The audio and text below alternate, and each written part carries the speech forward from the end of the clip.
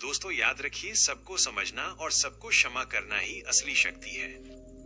ये आपके मन को हल्का करता है और आपके जीवन को मुक्तता और शांति देता है। हम एक बहुत ही गहरी और काम की बात करेंगे। कभी आपके साथ ऐसा हुआ है कि कोई मुश्किल आ जाए और आपको रास्ता ही न दिखे? आप सोचते रह जाते हैं कि अब क्या करें। लेकिन सच ये है कि हर समस्या अपने साथ उसका समाधान भी लेकर आती है। हर सवाल में उसका जवाब छिपा होता है। आपका अवचेतन मन एक ऐसी शक्ति है जो सब कुछ जानती है। ये आपके भीतर की असीमित बुद्धिमत्ता है। ये हमेशा आपको सही दिशा दिखाना चाहती है। बस फर्क इतना है कि हमें इसे सुनना नहीं आता। हम अक्सर डर और शक में उलझ जाते हैं और इसका संकेत समझ नहीं पाते। जब भी आप किसी परेशानी में हो तो थोड़ी देर शांत होकर अपने मन की गहराई से सुनिए। आप पाएंगे कि अंदर से कोई ना कोई हल जरूर आ रहा है। वो हल कभी किसी विचार के रूप में आता है, कभी किसी छोटे से एहसास के रूप में, और कभी अचानक किसी इंसान के जरिए आपके सामने आ जाता है। जरूरी है कि आप उस आवाज पर भरोसा करें, पूर्ण विश्वास रखें और उसके बताए हुए रास्ते पर चलें। जैसे ही आप अपने अवचेतन मन पर विश्वास करना शुरू करेंगे, वैसे ही आपके लिए रास्ते खुलने लगेंगे, समाधान आपके सामने होगा और आप पाएंगे कि आपके जीवन में शांति और व्यवस्था आने लगी है। दोस्तों याद रखिए, आपके भीतर ही वह रचनात्मक ज्ञान है जो हर समस्या को आसान बना सकता है। बस आपको उसे सुनना है और उस पर विश्वास करना है। हम बात करेंगे आदतों के बारे में। हम सभी आदतों के हिसाब से जीते हैं। आपने कभी सोचा है कि हमारी रोजमर्रा की जिंदगी में कितनी चीजें आदत बन चुकी हैं, जैसे सुबह उठना, दांत साफ करना, चाय पीना या फिर मोबाइल उठाकर देखना। असल में आदत हमारे अवचेतन मन का काम है। हमने तैरना, साइकिल चलाना, कार चलाना या नाचना शुरुआत में चेतन रूप से सीखा था, मतलब बार बार कोशिश करके। लेकिन जब ये काम हमारे अवचेतन मन में बैठ गए तो ये आदत बन गए। अब आप बिना सोचे भी साइकिल चला सकते हैं या गाड़ी चला सकते हैं। यही है अवचेतन मन की ताकत। इसी को दूसरी प्रकृति भी कहा जाता है। पहली प्रकृति तो है हमारी सोच और क्रिया, लेकिन दूसरी प्रकृति है अवचेतन मन की प्रतिक्रिया यानी आदत। अगर हम कोई आदत बन सकते हैं तो इसका मतलब ये भी है कि हम ये चुन सकते हैं कि कौन सी आदत हमारे लिए अच्छी है और कौन सी बुरी। मान लीजिए आपने नकारात्मक विचारों को बार बार सोचना शुरू किया, तो धीरे धीरे आपका दिमाग उसी दिशा में ढल जाएगा और ये एक आदत बन जाएगी। इसी तरह अगर आप सकारात्मक सोच को बार बार दोहराते हैं तो वो भी आदत बन जाएगी। याद रखिए, हमारे अवचेतन मन का एक ही नियम है और वो है दबाव। जिस चीज को हम दोहराते हैं उसी को वो स्वीकार कर लेता है और उसी के हिसाब से हमें ढाल देता है। तो सवाल ये है कि आदत कैसे बनाई जाए या तोड़ी जाए। बहुत आसान है। जिस काम को आप अपनी जिंदगी का हिस्सा बनाना चाहते हैं उसे बार बार कीजिए, हर दिन दोहराइए। धीरे धीरे अवचेतन मन उसे स्वीकार कर लेगा और वो आपकी नई आदत बन जाएगी। ये पाठ आदत बनाने और छोड़ने के बारे में है, जिसमें बताया गया है कि दोहराव के माध्यम से अवचेतन मन चीजों को स्वीकार कर लेता है। और अगर कोई आदत तोड़नी है तो उसे करना बंद कर दीजिए। शुरुआत में मुश्किल लगेगा, लेकिन जैसे ही आप उसे दोहराना बंद करेंगे, अवचेतन मन धीरे धीरे उसे छोड़ देगा और उसकी जगह नई आदत बनाई जा सकती है। तो दोस्तों, अब ये हाथ में है कि आप अपनी जिंदगी को किस दिशा में ले जाना चाहते हैं। आदतें ही हमें बनाती हैं और आदतें ही हमें बिगाड़ती हैं। सही आदतें चुनिए और अपना जीवन बदल डालिए। हम एक बहुत गहरी और सच्ची कहानी सुनेंगे। ये कहानी है बॉब की। बॉब मेरे पास आया तो बहुत निराश था। उसने कहा कि शराब ने मेरी नौकरी खा ली, मेरी पत्नी मुझसे दूर हो गई है और मेरी बेटी से भी मिलने नहीं देती। उसकी हालत इतनी खराब थी कि वो खुद को पूरी तरह असहाय समझने लगा। ये प्रेरणा और एक कहानी की शुरुआत लगती है। मैंने उससे पूछा, क्या तुमने शराब छोड़ने की कोशिश की है? उसने कहा, हाँ, कई बार छोड़ी भी, लेकिन फिर मन बेकाबू हो जाता और मैं हफ्तों तक शराब में डूबा रहता। ये चक्र बार बार दोहराता रहा और उसने खुद को नाकाम मान लिया। वो सोचने लगा कि मेरे पास अपनी इच्छा पर नियंत्रण करने की कोई शक्ति ही नहीं है। यही सोच उसका सबसे बड़ा दुश्मन बन गई, क्योंकि उसका अवचेतन मन इस विचार को पकड़ चुका था कि वो कमजोर है। और जब अवचेतन मन किसी बात को सच मान लेता है तो वही हमारी हकीकत बन जाती है। मैंने उसे समझाया कि चेतन और अवचेतन मन मिलकर काम करते हैं। अगर चेतन मन ने मान लिया कि नई राह अपनानी है तो अवचेतन मन उस राह को साकार करता है। बॉब ने धीरे धीरे ये समझ लिया कि जिस तरह उसने अपने लिए बुरी आदत चुनी थी, उसी तरह वो नई आदत भी चुन सकता है। उसने सोचना बंद कर दिया कि वो शराब नहीं छोड़ सकता। उसने खुद को बार बार ये समझाना शुरू किया कि वो आजाद है, वो संयमित है और उसके जीवन में शांति है। धीरे धीरे उसका विश्वास बदल गया और जब विश्वास बदलता है तो आदतें भी बदल जाती हैं। बॉब की सबसे बड़ी जीत ये थी कि उसने ये जान लिया कि उसके रास्ते की सबसे बड़ी रुकावट उसके खुद के विचार थे और जैसे ही उसने सोचना बदला, उसका जीवन बदल गया। हम बात करेंगे मानसिक तस्वीर की शक्ति के बारे में। ये कहानी है बॉब की। बॉब ने एक अद्भुत तरीका अपनाया अपने जीवन को बदलने का। वो रोज अपने शरीर को शिथिल करता था और मन को शांत करके एक निष्क्रिय अवस्था में चला जाता था। फिर वो अपने मस्तिष्क में वही तस्वीर भरता जो वो पाना चाहता था। उसने बार बार कल्पना की कि उसकी बेटी उसे गले लगा रही है और खुशी से कह रही है, डैडी कितना अच्छा हुआ कि आप घर लौट आए। जब भी उसका ध्यान भटकता, वो तुरंत अपनी बेटी की वही तस्वीर याद करता, उसकी मुस्कान, उसका घर और वो प्यारी आवाज जो सब कुछ जीवंत कर देती। धीरे धीरे उसके दिमाग की नई कंडीशनिंग होने लगी। ये कोई जादू नहीं था, बल्कि एक क्रमिक प्रक्रिया थी। उसने हार नहीं मानी। वो जानता था कि अगर वो लगातार यही मानसिक तस्वीर बनाता रहेगा तो उसका अवचेतन मन एक नया पैटर्न सीख जाएगा।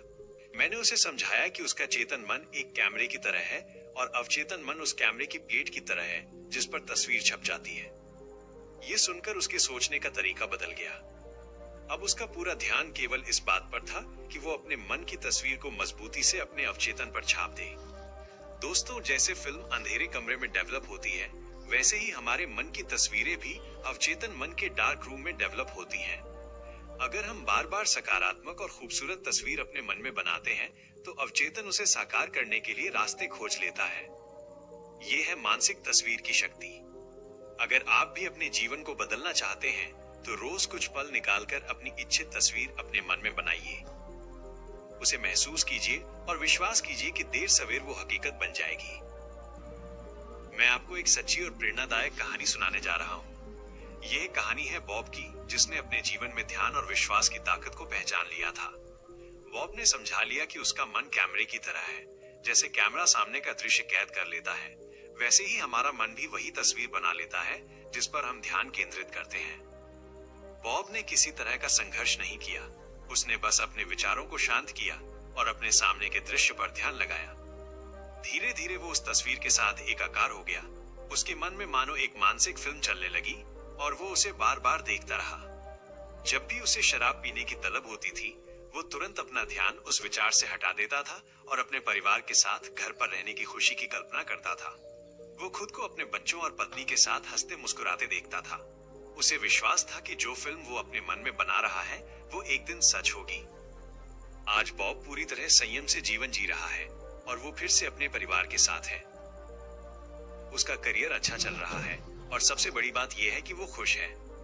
दोस्तों, ये कहानी हमें यही सिखाती है कि अगर हम अपने ध्यान को सही दिशा में लगाना सीख लें, अगर हम अपने मन में सकारात्मक तस्वीर बनाना सीख लें, तो जीवन में कोई भी बदलाव संभव है। बस हमें विश्वास और धैर्य रखना है। मैं आपको एक कहानी सुनाना चाहता हूँ।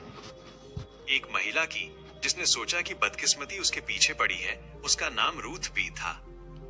वो एक कंपनी की संस्थापक थी जो प्रोफेशनल्स के लिए बिलिंग और रिकॉर्ड कीपिंग का काम करती थी। शुरू में उसकी कंपनी बहुत अच्छा कर रही थी, लेकिन अचानक सब कुछ बदल गया। रूथ कहने लगी, पिछले 3 महीनों से मेरे सामने एक के बाद एक बाधा आती जा रही है। मुझे लगता है जैसे बदकिस्मती मेरे पीछे पड़ गई है। मैं बार बार नए ग्राहकों से मिलने जाती हूँ, सब कुछ ठीक चलता है, लेकिन आखिरी समय पर वे पीछे हट जाते हैं। मुझे समझ नहीं आता कि ऐसा क्यों हो रहा है। जब मैंने उससे पूछा कि ये सब कब से शुरू हुआ, तो उसने कहा, अप्रैल के बीच से। उसने एक दंत चिकित्सक को ग्राहक बनाने की कोशिश की थी। वो मान भी गया था, लेकिन जब अनुबंध भेजा तो उसने मना कर दिया और तभी से ये सिलसिला शुरू हो गया। रूथ कहने लगी कि उसके बाद हर बार यही होने लगा और उसे लगने लगा कि किस्मत उसके खिलाफ हो गई है। लेकिन असली कारण कुछ और था। दरअसल दंत चिकित्सक के प्रति जो गुस्सा और नाराजगी उसके मन में थी, वही उसके अवचेतन मन में घर कर गई।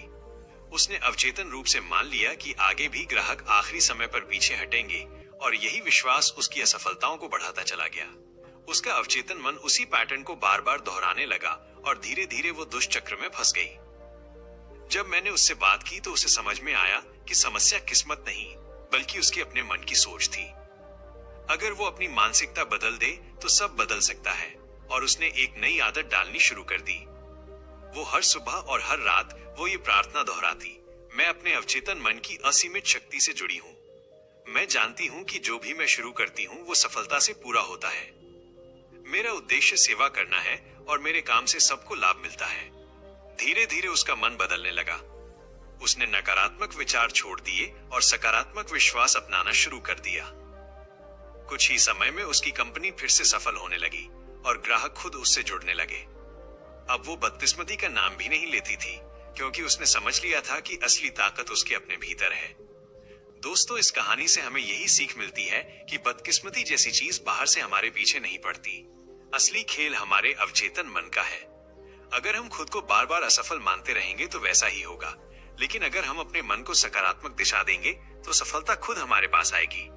हम एक गहरी लेकिन बहुत ही सरल सीख के बारे में बात करेंगे। ये कहानी हमें बताती है कि आप जो चाहते हैं उसे कितना चाहते हैं, ये आपके जीवन की दिशा तय करता है। कहा जाता है कि एक युवक ने सुकरात से पूछा कि उसे बुद्धि कैसे मिल सकती है। सुकरात ने उससे कहा, मेरे साथ आओ। वे उसे लेकर नदी किनारे गए और अचानक उसका सिर पानी में डुबा दिया। काफी देर तक उन्होंने उसे पकड़े रखा। लड़का हवा के लिए छटपटाने लगा। जब उसे लगा कि अब सांस नहीं ले पाएगा, तब सुकरात ने उसे छोड़ दिया। जब वो लड़का संभल गया तो सुकरात ने उससे पूछा, जब तुम्हारा सिर पानी में डूबा था तो तुम्हें किस चीज की सबसे ज्यादा चाह थी? लड़के ने जवाब दिया, हवा की। तब सुकरात ने कहा, जिस दिन तुम बुद्धि को उतना चाहोगे जितना हवा को चाहते थे, उसी दिन तुम्हें वो मिल जाएगी। दोस्तों, यही बात हमारे जीवन पर भी लागू होती है। जब आपके मन में किसी बाधा को पार करने की गहरी, सच्ची और प्रबल इच्छा होगी तो आप निश्चित रूप से रास्ता खोज लेंगे। जब आप निर्णय कर लेंगे कि यही वो मार्ग है जिस पर आपको चलना है, तो विजय तय है। अगर आप सचमुच मानसिक शांति चाहते हैं तो आपको वो जरूर मिलेगी। इससे फर्क नहीं पड़ता कि आपके साथ कितना अन्याय हुआ है, किसी ने कितना पक्षपात किया है या कितनी बुरी परिस्थितियां आई हैं। जब आप अपनी आंतरिक और मानसिक शक्ति को पहचान लेंगे तो आपको इन सब से कोई फर्क नहीं पड़ेगा। आप जानते होंगे कि आप क्या चाहते हैं और आप तय करेंगे कि गुस्से, नफरत और शत्रुता जैसी भावनाओं को अपनी शांति और खुशी लुटने नहीं देंगे। जब आप अपने विचारों को अपने लक्ष्य से जोड़ लेते हैं तो फिर लोग, हालात, खबरें या घटनाएं आपको हिला नहीं पाती। आपका लक्ष्य होना चाहिए शांति, स्वास्थ्य, प्रेरणा, सद्भाव और समृद्धि, और इसे पाने की शुरुआत अभी इसी पल से हो सकती है। बस महसूस कीजिए कि आपके भीतर शांति की नदी बह रही है। आपका हर विचार एक शक्ति है और आप उस शक्ति का चुनाव कर सकते हैं कि ये शक्ति आपको प्रेरित करे, आपको दुआ दे और आपको शांति और संतोष दिलाए। याद रखिए, आप वही पाते हैं जिसे आप पूरे मन से चाहते हैं। अगर चाहत सच्ची और गहरी है तो रास्ता खुद बन जाता है। ये कहानी इस प्रकार है। हम ऐसी सच्ची कहानी पर बात करेंगे जो हमें ये समझाती है कि हमारी परेशानियों का असली कारण हमें अक्सर बाहर नहीं बल्कि अपने भीतर छिपा होता है। एलन एस नाम का एक व्यक्ति था। वो एक बड़ी कंपनी में काम करता था। उसका काम किताबों को अलग अलग जगह पहुंचाना था। बाहर से देखने पर उसकी जिंदगी बहुत अच्छी लगती थी। वो शादीशुदा था, उसके 4 बच्चे थे, लेकिन असल में उसकी जिंदगी एक बड़ी उलझन में फंसी हुई थी। यात्राओं के दौरान उसका एक महिला के साथ अवैध रिश्ता बन गया और धीरे धीरे उसका मन अंदर से टूटने लगा। वो अक्सर गुस्से में और चिड़चिड़ा रहता था। उसे नींद नहीं आती थी और बिना नींद की गोलियों की रातें गुजरती नहीं थी। उसके शरीर में अजीब अजीब दर्द रहते थे और डॉक्टर भी उनका असली कारण नहीं ढूंढ पा रहे थे। समस्या इतनी बढ़ गई कि एलन ने शराब पीना शुरू कर दिया। उसे लगा शायद शराब से उसके दुख कम हो जाएंगे, लेकिन हकीकत में शराब ने उसकी मुश्किलें और बढ़ा दी। असल में इन सब परेशानियों के पीछे एक गहरा कारण था। एलन के अवचेतन मन में बचपन से बसी धार्मिक आस्था शादी और रिश्तों की पवित्रता पर बहुत जोर देती थी, लेकिन वो खुद उसी वचन को तोड़ रहा था। यही अपराध बोध उसे अंदर से खाए जा रहा था। वो इस दर्द को दबाने के लिए शराब पीता, लेकिन जैसे कोई बड़ा जख्म हो और उस पर बार बार आग डाल दी जाए, ठीक उसी तरह शराब ने उसके मानसिक घाव को और गहरा कर दिया। दोस्तों, ये कहानी हमें एक गहरी सीख देती है। अगर हमारे मन में अपराध बोध या कोई छुपा हुआ संघर्ष है, तो वो किसी न किसी रूप में हमारे शरीर और जीवन में दिखाई देगा। अगर हम सच से मुंह मोड़ते हैं तो तकलीफ और बढ़ती जाती है। असली उपचार तब शुरू होता है जब हम अपने भीतर के संघर्ष को पहचानें और सच का सामना करें। हम एक ऐसी सच्ची कहानी पर बात करेंगे जो ये बताती है कि जब इंसान अपने मन को समझ लेता है और सही दिशा में काम करता है तो जिंदगी कैसे बदल सकती है। एक व्यक्ति था जो अपनी आदतों में फंसा हुआ था और शराब पीने की लत में डूबा रहता था। उसे लगता था कि शराब पीकर वो अपनी तकलीफों से बच सकता है, लेकिन असल में ये सिर्फ भागने की कोशिश थी। मैंने उसे समझाया कि उसका मस्तिष्क कैसे काम करता है। उसकी समस्या की जड़ उसके अवचेतन मन में थी और जब तक वो जड़ साफ नहीं होगी तब तक इलाज संभव नहीं है। फिर मैंने उसे एक साधारण सी प्रार्थना दी जिसे वो दिन में 3 बार दोहराने लगा। मेरा मस्तिष्क शांति, संतुलन और सद्भाव से भरा है और ईश्वर मेरे भीतर मुस्कुराती शांति में विश्राम कर रहा है। मैं अतीत, वर्तमान या भविष्य की किसी चीज से नहीं डरता हूँ। मेरे अवचेतन मन की असीम बुद्धिमत्ता हर तरह से मेरा नेतृत्व और मार्गदर्शन कर रही है और मैं हर स्थिति का सामना आस्था, संतुलन और विश्वास से करता हूँ। मैं इस आदत से पूरी तरह मुक्त हूँ। मेरा मस्तिष्क आंतरिक शांति, स्वतंत्रता और खुशी से भरा है। मैं खुद को क्षमा करता हूँ और मुझे भी क्षमा किया जाता है। जब वो इन वाक्यों को बोलता था तो पूरी तरह जानता था कि वो क्या कर रहा है और क्यों कर रहा है, और उसके शब्द धीरे धीरे उसके अवचेतन मन में गहरे उतरने लगे। जैसे बीज जमीन में जाकर फल देते हैं, वैसे ही ये प्रार्थना उसके भीतर नया जीवन बो रही थी। उसके कान जब इन शब्दों को सुनते थे तो उनका कंपन उसके अवचेतन मन तक पहुंचता था और वहां मौजूद सारे नकारात्मक पैटर्न मिट जाते थे। जैसे रोशनी अंधकार को दूर कर देती है, वैसे ही ये रचनात्मक विचार नकारात्मक विचारों को खत्म कर रहे थे। सिर्फ 1 महीने में उसका जीवन बदल गया। उसने अपनी बुरी आदतें छोड़ दी और शांति, संतुलन और आत्मविश्वास से भरी नई जिंदगी जीने लगा। हम एक ऐसी सच्चाई पर बात करेंगे जिसे ज्यादातर लोग मानने से इनकार कर देते हैं। अगर आप शराब या किसी भी नशे के आदी हैं, तो सबसे पहला कदम है इसे स्वीकार करना। लेकिन समस्या ये है कि बहुत से लोग इसे मानते ही नहीं और वही वजह है कि वे सालों तक उसी लत में फंसे रहते हैं। दरअसल ये कोई मजा या शौक नहीं है, बल्कि ये आपकी आंतरिक अस्थिरता का परिणाम है। आपके भीतर कोई डर है, कोई खालीपन है जिससे आप भागना चाहते हैं। आप सीधे जीवन का सामना नहीं करना चाहते, इसलिए आप शराब या नशे का सहारा लेते हैं। आप सोचते हैं कि आप इसे अपनी इच्छा से कर रहे हैं, लेकिन सच्चाई ये है कि इस स्थिति में आपकी कोई स्वतंत्र इच्छा नहीं बचती। आप सिर्फ आदत के गुलाम बन जाते हैं। कई बार शराबी व्यक्ति ये भी कहता है कि अब मैं इसे कभी नहीं छूऊंगा। वो बड़ी हिम्मत से ये घोषणा करता है, लेकिन सच्चाई ये है कि उसके पास उस घोषणा को सच करने की शक्ति नहीं होती, क्योंकि वो जानता ही नहीं कि असली शक्ति कहां से आती है। दरअसल आप एक मनोवैज्ञानिक जेल में जी रहे होते हैं। ये जेल आपके अपने विश्वासों की, आपकी सोच की है, आपके आसपास के माहौल और पुराने अनुभवों की है। आप उन बेड़ियों में जकड़े होते हैं और आपको लगता है कि यही सच है, लेकिन असल में ये केवल आदत और कंडीशनिंग है। दोस्तों, अगर आप इस सच को मान लेंगे कि आप लत के गुलाम हैं, तभी आप उससे बाहर निकलने का रास्ता देख पाएंगे। स्वीकार करना ही पहला कदम है, और जब ये कदम उठ जाएगा तभी असली आजादी की शुरुआत होगी। स्वतंत्रता के विचार पर हम बात करेंगे। स्वतंत्रता के विचार की। जब आप अपने मन में स्वतंत्रता का विचार भरते हैं तो आपका मन शांत हो जाता है। आप महसूस करते हैं कि आप किसी भी चीज के बंधन में नहीं हैं। आपका अवचेतन मन बहुत शक्तिशाली है। ये आपको अंदर से मजबूत बनाता है। ये आपको उन आदतों से मुक्त करता है जो आपको रोकती हैं, जैसे शराब पीने की आदत। जब आप ये समझते हैं कि आपका मन कैसे काम करता है, तो आपको अपने भीतर असीमित शक्ति और संसाधन दिखाई देने लगते हैं। आप महसूस करते हैं कि आप अपनी जिंदगी के मालिक हैं। आपके विचार आपके जीवन को आकार देते हैं। जब आप अपने मन को स्वतंत्र और शांत रखते हैं, तो आप सही फैसले लेते हैं, जिससे आपको अपने जीवन में संतोष और खुशी मिलती है। आपका अवचेतन मन हर समय आपके साथ है। यह आपके विचारों को सच में बदलने की क्षमता रखता है। जब आप अपने मन में स्वतंत्रता का विचार भरते हैं, तो आप अपने हर दिन को नई ऊर्जा और नई समझ के साथ जीते हैं। आप महसूस करते हैं कि आप किसी भी चीज के बंधन में नहीं हैं। आप स्वतंत्र हैं और आपके अंदर असीम शक्ति है। दोस्तों, याद रखिए, स्वतंत्रता सिर्फ बाहर की नहीं होती, ये आपके मन की भी होती है। जब आप अपने मन को स्वतंत्र और शांत रखते हैं, तो जीवन में सफलता, खुशी और संतोष अपने आप आपके पास आता है। आज ही अपने मन में स्वतंत्रता का विचार भरें और देखें कैसे आपकी जिंदगी बदलती है। आप मजबूत हैं, आप स्वतंत्र हैं और आप अपने जीवन के निर्माता हैं। दोस्तों, अगर आप किसी बुरी आदत से छुटकारा पाना चाहते हैं तो सबसे पहला कदम है, आपकी इच्छा जितनी मजबूत होगी आपका इलाज उतना ही आसान होगा। जब आपकी बुरी आदत को छोड़ने की इच्छा इसे जारी रखने की आवश्यकता से बड़ी हो जाती है तो समझ जाइए कि आप पहले ही आधे रास्ते तक पहुंच चुके हैं। आपको बस अपनी सोच और अपने मस्तिष्क को सही दिशा में ले जाना है। आपका मस्तिष्क वही करता है जो आप उसे सोचने के लिए देते हैं। अगर आप अपने दिमाग में लगातार बुरी आदत के बारे में सोचेंगे तो आदत और मजबूत होगी, लेकिन अगर आप उसे स्वतंत्रता की दिशा में सोचने के लिए प्रेरित करेंगे तो धीरे धीरे आपका मस्तिष्क उसी दिशा में काम करेगा। हर दिन थोड़ा समय निकालकर अपने दिमाग को ये बताइए कि आप स्वतंत्र और शांत हैं। जैसे आप हर सुबह अपने शरीर को साफ करते हैं, वैसे ही अपने दिमाग को भी इस नई दिशा में साफ कीजिए।